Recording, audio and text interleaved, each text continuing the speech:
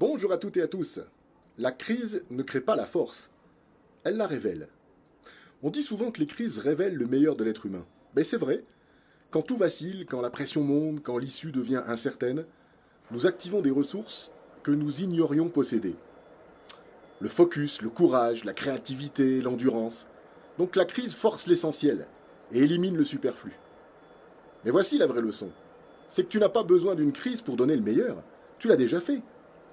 Tu sais ce que ça donne quand tu n'as pas le choix, quand tu dois te battre, quand tu refuses d'échouer.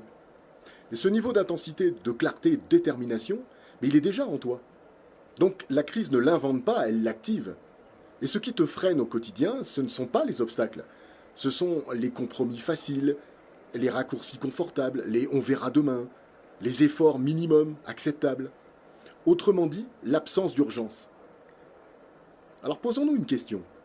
Et si tu utilisais la puissance mentale d'une crise sans attendre qu'elle arrive? Pose-toi cette question, brutalement honnête. Où est-ce que je fais le minimum? Où est-ce que je temporise? Où est-ce que je sais que je pourrais faire plus, mais que je ne le fais pas? Là se cache ton prochain niveau. Donc les vendeurs et les leaders, qui progressent le plus vite, ont compris une chose essentielle. C'est qu'ils ne réservent pas leur intensité au moment critique. Ils vivent avec l'état d'esprit de la crise, même quand tout va bien. De la clarté, de l'exigence, de l'action, de la responsabilité. Donc la crise n'est pas une excuse pour se révéler.